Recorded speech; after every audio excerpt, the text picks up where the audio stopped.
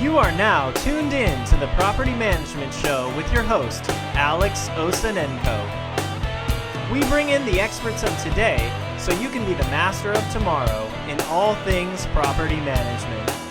Whether it's getting more doors, running a profitable fee-based business, or by simply being the best property manager. So, grab a pen and paper because this episode is sure to be a good one. Thank you and enjoy the show.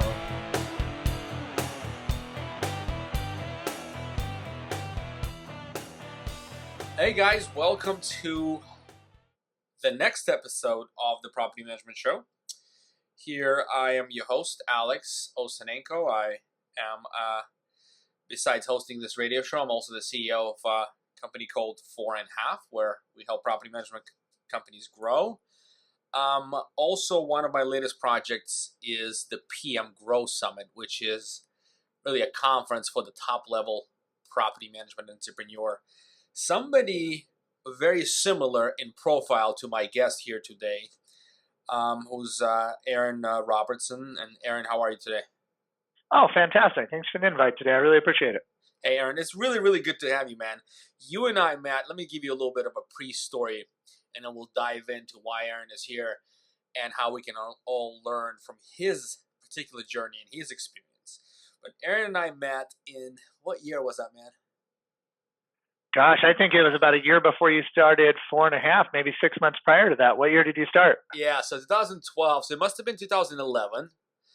And I was, get my microphone a little closer. I was working at Appfolio. I pitched your company, Appfolio. Do you remember? I think were you like in like a partnership with your parents running the company? Tell us a little bit of that origination story. Well, so originally that's how I ended up in property management. Is I had two business partners who had started another property management company, and they had somewhat kind of lost control of it. And then we decided to start another one together that we ultimately ran for, almost 10 years. And that's the one I was running at that point in time when I met you. All right. So the parents part I just made up, but okay. But you were in business with other companions, with somebody else running the business. And at that time, I was pitching you Appfolio. And I think, did you end up going with Appfolio? Oh, most definitely. Yeah. Sweet. I remember. So I sold you something back then, and that was good. And actually, you being in Redding, which is a really scenic and beautiful part of California, but it's less populated. It's a lot less light pollution. It's a lot more outdoor activities. It's a lovely, lovely place. You and I talked about me moving there potentially because I worked from home, and that was an amazing opportunity, I thought. And the prices were reasonable. Agreed. Yeah, compared to the Bay Area. But anyway, and then sort of that, we stayed in touch on Facebook and crossed paths a few times at conferences. But beyond that, all of a sudden, I meet you at this Appfolio event, and you just spring this news on me. It's like, hey, Alex, and I knew you started a company called Authority Property Management, and I knew you started that company recently. But what blew me away is you said, hey, Alex, yeah, we're at about 430 units right now. And I'm like, what? What just happened? How could this be? Because I just saw that company come into existence, essentially. I think you had this Facebook thing going on naming your company. I remember something like that. But in any event, not for me talking, can you take us sort of maybe through that journey a little bit, how you ended up starting your own company with your wife, Jolene, and why you did that and how you got to where you got to right now? Oh, I'd be absolutely glad to. The past experience having another property management company with a few business partners, we did that for quite a while, but I quickly realized that I'm not the kind of guy that needs to have a business partner unless that happens to be my wife or the bank. Yeah. And that'll probably be where it'll land forever now. It's the only kind of partners that I'll have. One of the things that was very important to me in starting my own company is that I like to make decisions very quickly. It's been my experience in business that sometimes you can start something, fall down, get back up and get going again and be farther along than if you had just spent a long time contemplating a business strategy or a decision. And so I like to move very quickly.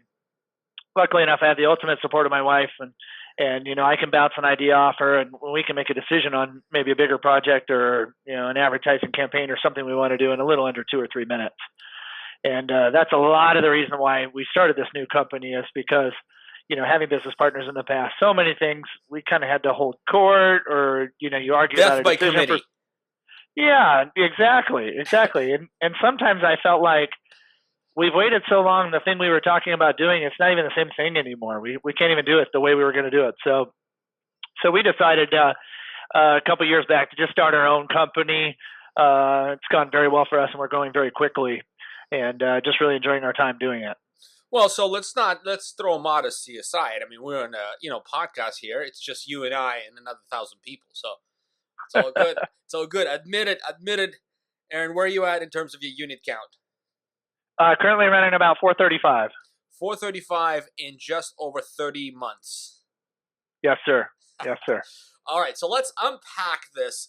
And first of all, I want to stop here for just a second. And this is quite like, you and I, first of all, this wasn't like, we haven't scripted. Like Aaron and I hadn't spent like in that last 2 days scripting this thing, right? This is all sort of on the money, right? Right as we sort of talking about this, we're discovering these things. And one of the key principles of business success for me, Aaron, was always, well, it's 3 things, but one of the key was the experimentation. You have to be able to quickly learn something, implement, fail, and then re-implement something else again, then win, then continue experimenting, right? And that is quite amazing that this is the actual driver behind you starting your own company, and the proof is in results, right? So you're able to bifurcate from a death by committee and start making those quick, sound, but not always sound, but quick experimental decisions.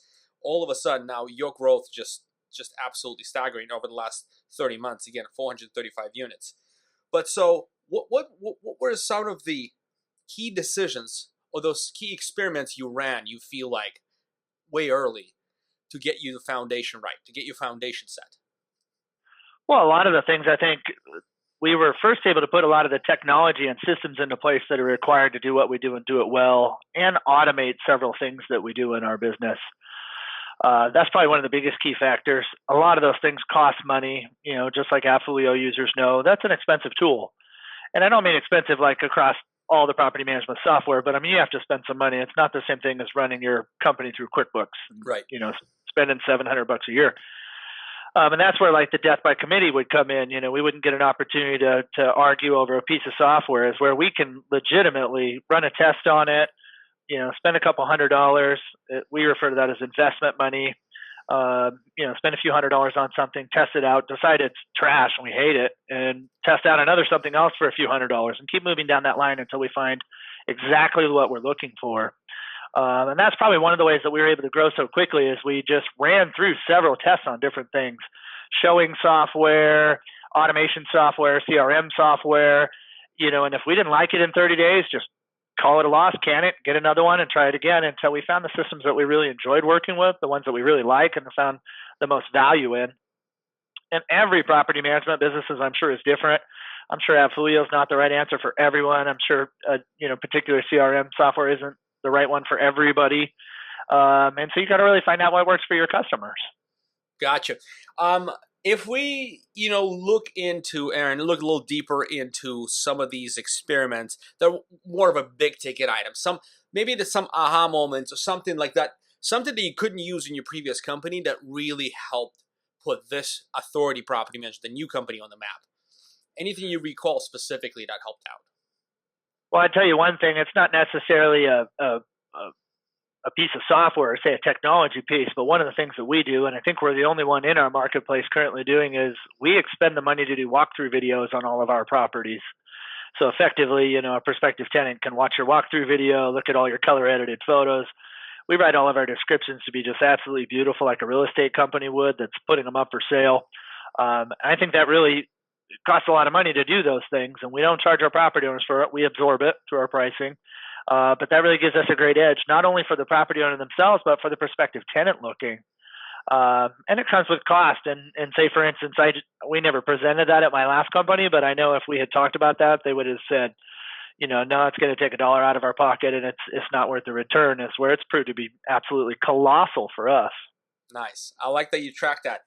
And so I've heard many companies talk about walkthroughs and upping the quality of the, hiring professionals to take the photographs and walkthroughs of the property.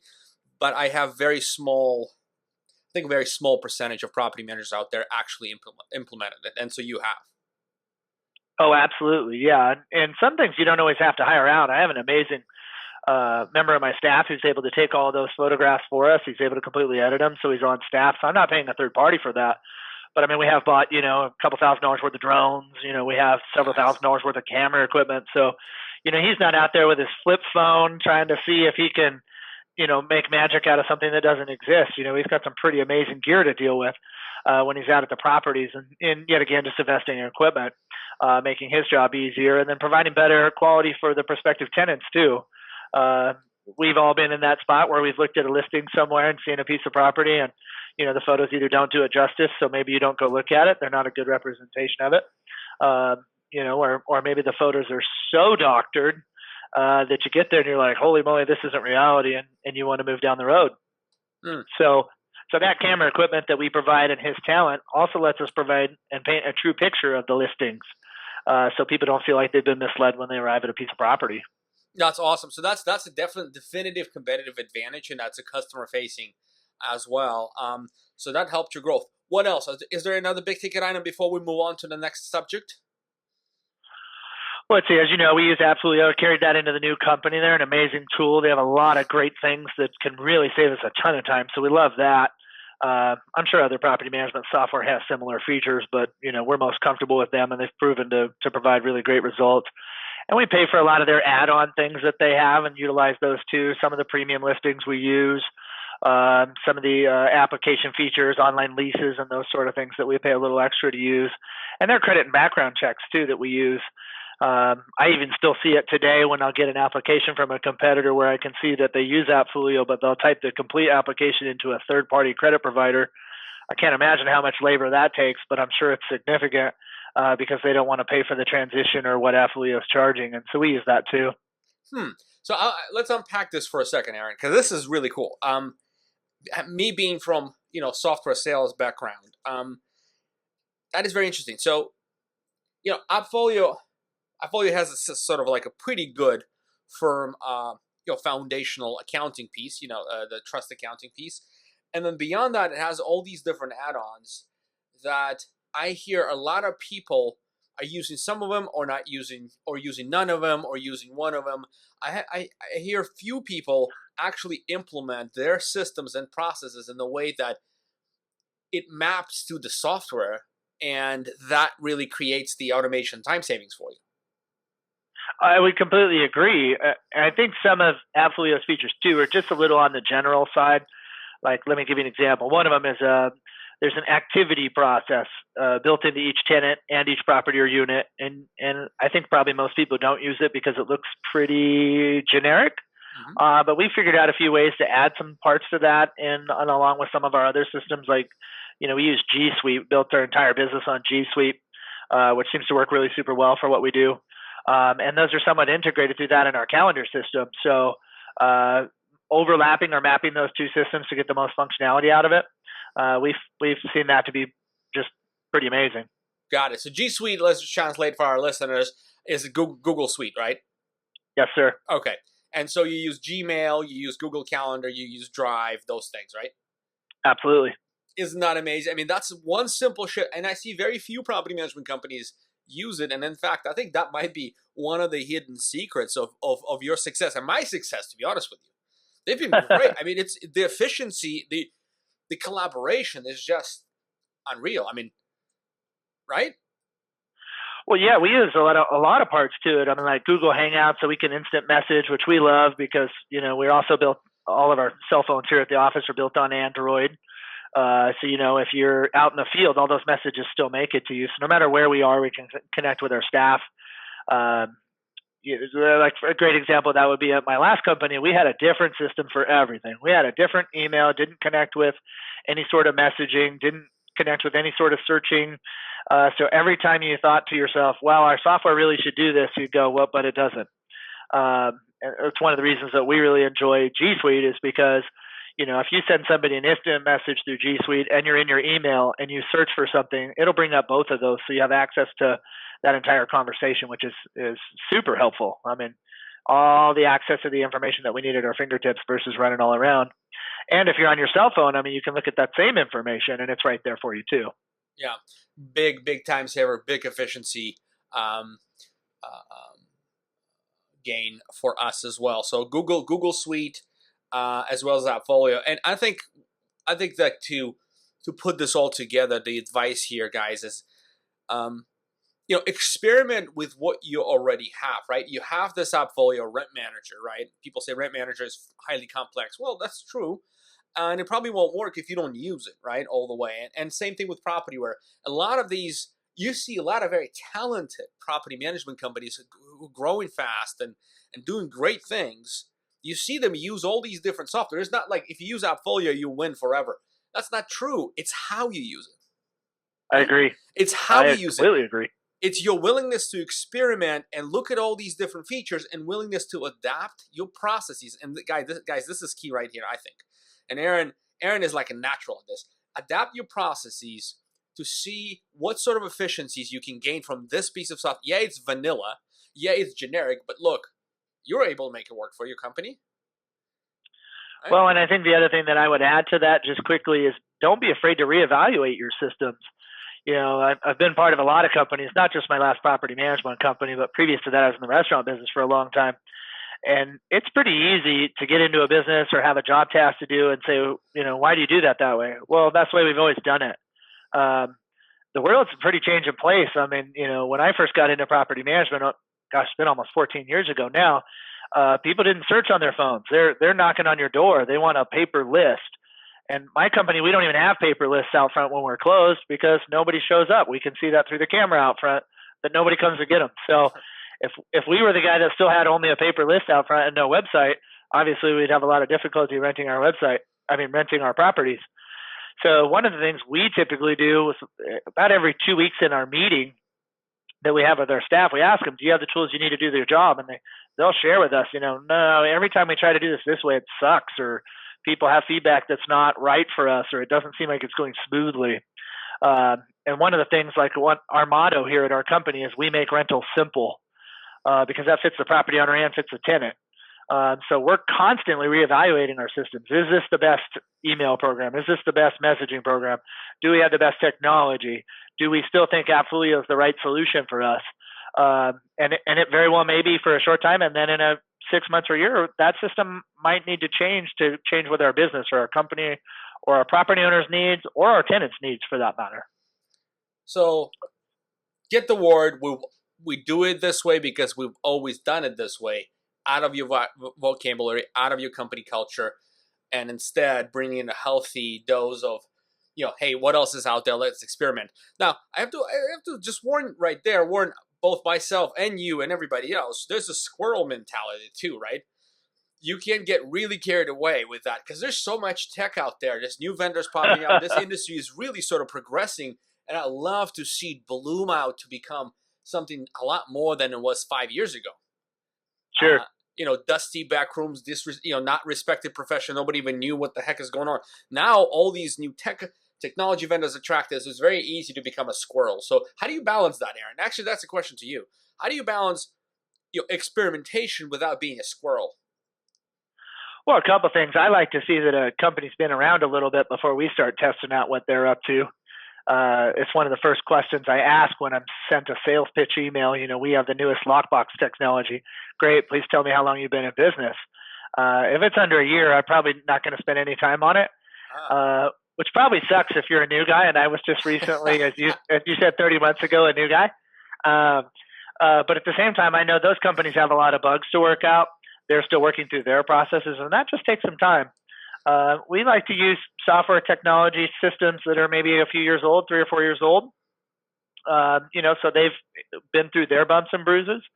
And you're absolutely right. You hit the nail on the head. I mean, I get a sales email for some new technology or new software. related to our business specifically pretty often. Yeah. And so the way I sort of combat that, because I'm a squirrel too, because I get a lot of the calls. As a CEO of a company, right? We're being pitched all the time. Agreed. Nonstop. Like it's just, and some are better than the others. And what I do is some of the better ones I send to my sales team, and we discuss them in the sales meetings, because it's, hey, you got my attention. It'll get it'll help you too. But yeah, some of the days, like we have the we call it leadership forum, where all the department heads meet twice a month, and we talk about a lot of things and systems as part of it.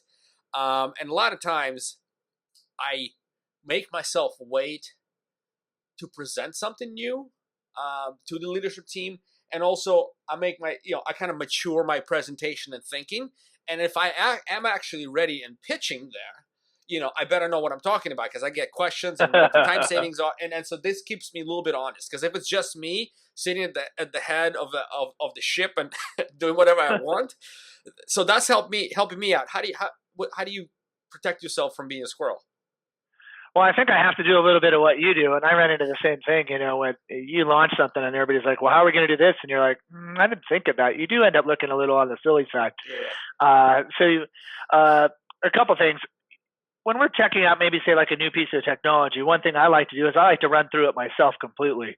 We just went through that with ShowMojo is a good example. They were kind enough to let me use their database for a week without going through a free trial, without setting it all up.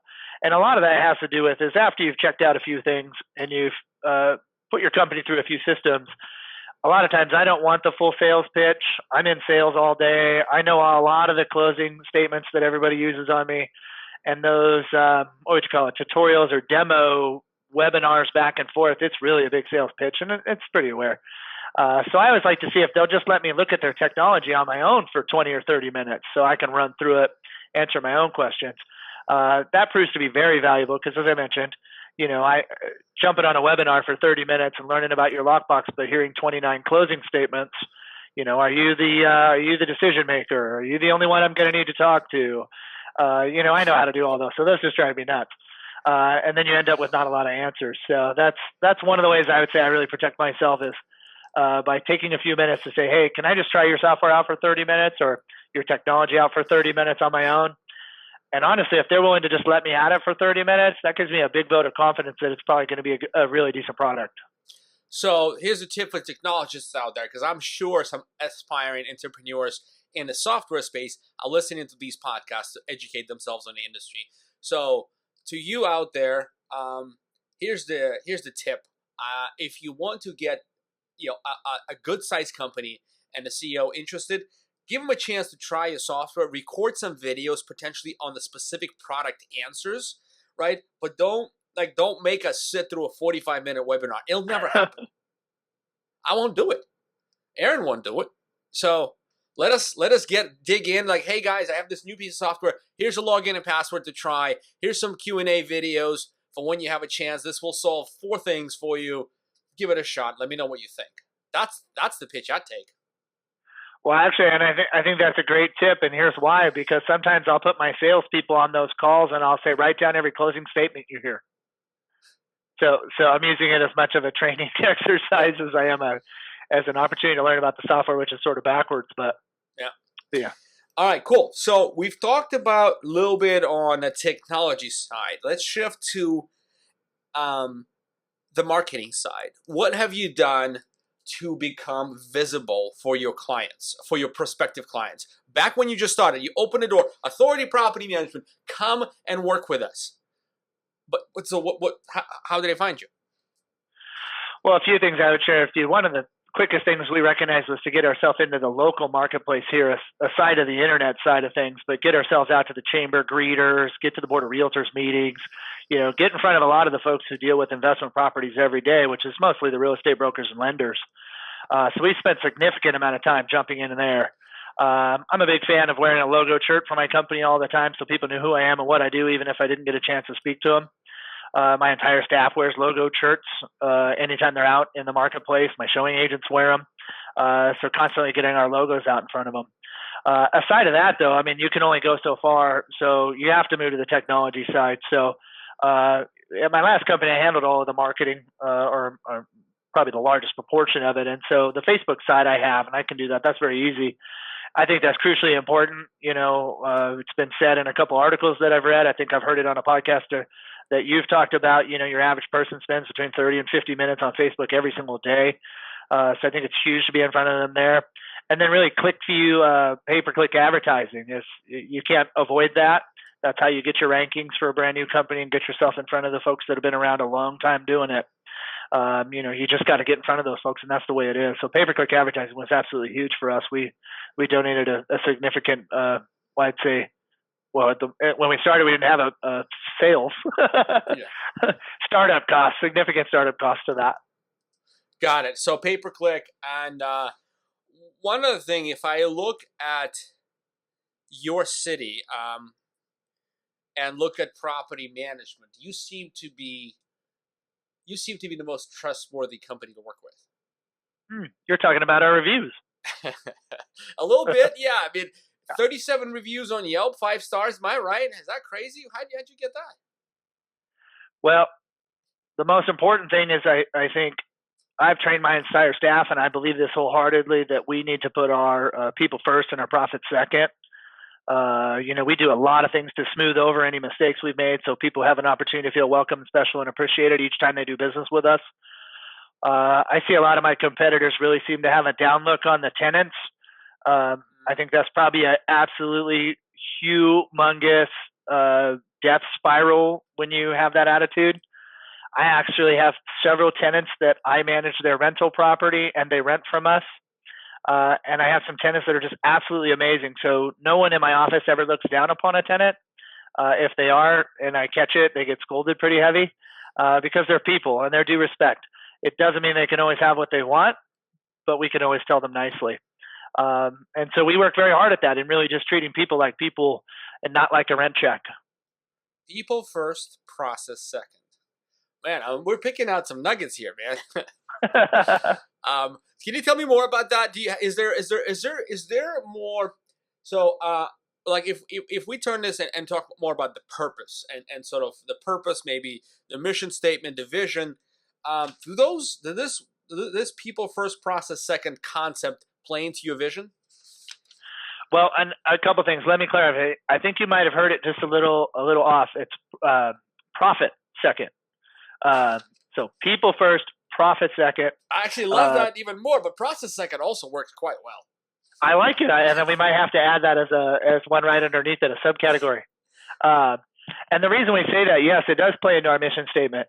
In our business, things don't always go our way, and as I mentioned, we're very humble here. We have an opportunity to move somebody from just a standard customer into an apostle, and oftentimes that's in our mind or in my mind handled by treating them as a person.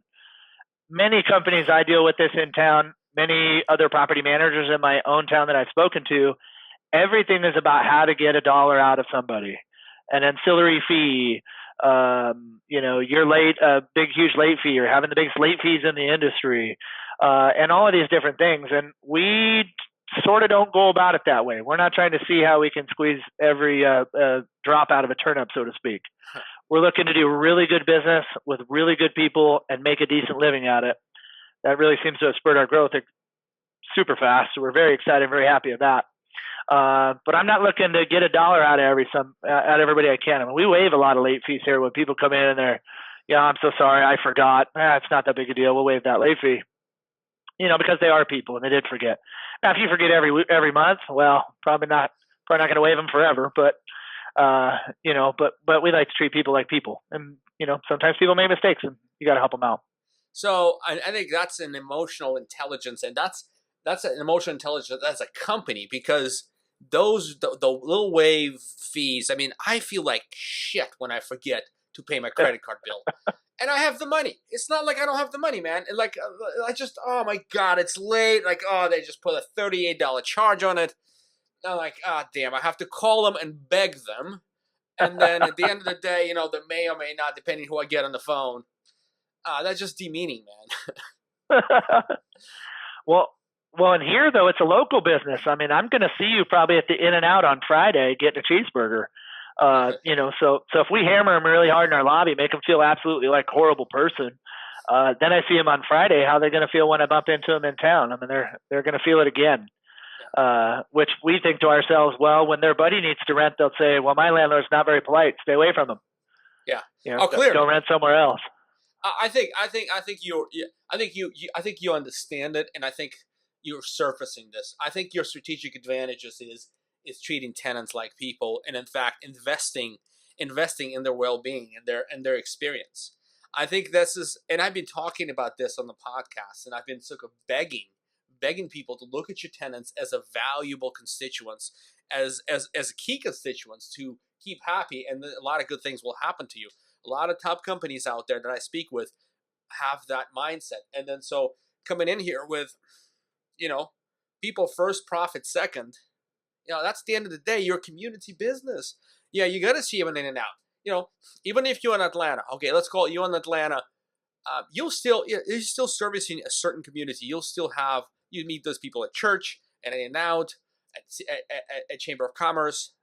Anyway, you got to treat people right. I don't want to go on a long rant here, but it's so important. I love what you're doing, Aaron. This is really, really important. And I really liked your statement, but I can't repeat it. I think it was something to do with a purpose statement. And as far as people first, profit second. Right, but then you had another longer sort of as far as our mission statement? Right. We make rentals simple. You make rentals simple, but you also said something about making people happy and making good living special and appreciated. Yeah. We want everybody we deal with to feel welcome, special, and appreciated. Right. As I said, it doesn't mean you can always have what you want, but we can always make you feel welcome when you come to the office. We can always make you feel special by giving you the time you deserve and appreciated, because that's easy to do. Gotcha. But so all that said, you treat tenants really well, you treat owners really well. I mean, you guys are just positive people, and things are happening for you. 435 units in less than 3 years, sure, bring it, right? Some people would consider this a very, very, very good growth. And this is all, just want to make sure, Aaron, I just double check. This is all organic, though, you've actually purchased the company? No, that would be organic, and I would share with you that our portfolio is probably 80% single-family homes and 20% multifamily. So we didn't get to the 435 by picking up a couple 100-unit apartment complexes or anything like that. Our passion is really single-family homes, and that's where we like to be. Gotcha. And just to make sure that people who are not into a lot of the soft stuff are continuing listening to this episode, you are making some money, right? You're not on welfare, right? No. We are definitely doing well for ourselves. Yeah. So you can do good business and make money, right? Yeah. I mean, just maybe to give kind of a little bit of an overview. I mean, so far in that amount of time, we've been able to build a zero debt company. So we have no debt for the company. All the company vehicles are all owned outright. I have 6 staff members that are on staff paid, and then I have my wife and myself. So we've done extraordinarily well for ourselves. It's very profitable. Very, very nice. All right. Well, congrats on that. Let's move into sort of what the future. Let's paint the picture, because if you're going to paint it here on the podcast, we're going to come back to it in a year or two, do a revisit episode, and you're going to get there. So do you have a particular, like a 1 year and a 4-year plan or 5-year plan in place? I do, and it's not unit based. Ours is all profit based. Nice. At my last company, it was pretty common, for us to just take any unit because we wanted to beat our chest and say we have so many units. And believe it or not, I have a rule that if Jolene can't go to the property, I don't want it. And nice. if I feel like she's headed there and I got to follow her in the car, I got to take her over there and come back, I just don't want that property. So we don't have a unit growth, but we're definitely looking to double our profit, which is nice because we don't have to double our units to do that. Because as you know, this property management businesses are scalable. We don't have to add new cost each time we add a new property. There is a time and place for that, but we're looking to double our profit by the end of this next year. And then for our 4-year plan, it's a little different. We'll see where the profit lands on that, but it's really important for me to get this company set up by, not by 4 years from now, but 4 years from the time it was born, where it can completely run itself without me. Joanne and I like to travel, and if something were able to happen to both of us at the same time, I wouldn't want my company to fold up and my employees all to lose their job. So we want to have it set up in such a fashion that it can run itself from that point on without us. Really good, really specific. I love that. Really specific stuff. And so when you get to that position in 4 years and the business can run itself, and if you celebrating, where would you go? What would you go? What would be the first trip you take? Gosh, I think I have to get my wife to Italy. Yeah, I got to get her over to Florence for about 10 or 12 days. I'd probably be a pretty big hero for that. Nice. Okay. And then so last piece. So I define success, business success, in three key concepts, which is, one, purpose and culture, right? Knowing your purpose and aligning your people behind it, which is culture. The second is knowing your numbers. And the third is the culture of experimentation. So you hit the first three, but on the numbers side, I'm just curious how much numbers. You don't have to disclose anything here that you don't want, but I'm just curious what you know and what you still think that you need to get better at as far as KPIs. So what sort of KPIs do you track? Well, a couple things on that. We track our advertising spend as one of them, so we can see versus new client acquisition. Currently, we're running about $551 for a new client. $551? Yes, sir. To the dollar. I love it, man. Well, we're coming up on the year end. You happen to do this podcast on the 28th of December, so it's something that we're taking a look at for our year end for sure. Actually. Me too. That's fun. All right, 551 acquisition cost per client. Love it. So that's one of the ones that we track. Also, something that we track in our company, which is very important to us, is tenant revisit. And by that we mean tenants that will re-rent from us if in the event they have a life change and need a different piece of property. And currently we're running about 70%. What does that mean?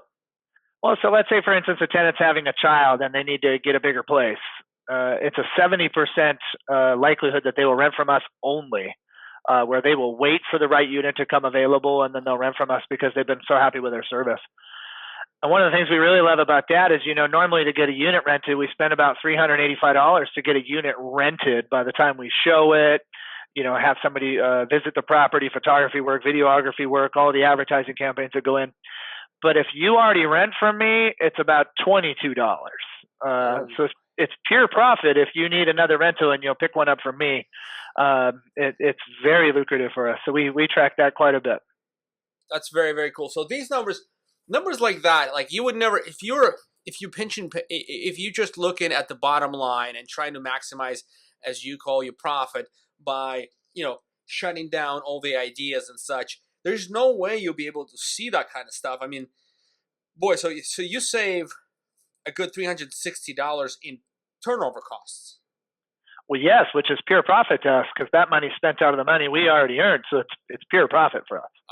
That's juicy. All right, what else you got? Tenant. Well, you know what? I'm sorry. You go to tenant re-rent. Yeah, tenant re-rents. Re-rents. Okay, that's cool. That's a new one. I have not heard anybody track that. Did you get that in any other NARPM forums, or this is all you? No, I wouldn't. I don't know. I wouldn't say I invented it like it's a new concept. I'm sure somebody else pays attention to that, but that was born right after we started. We had folks that needed to upgrade their unit, and we had a few folks that needed to downgrade their unit. And so we started tracking that as something that, with that Folio, we have the ability to tag everybody for everything, which is kind of a neat feature.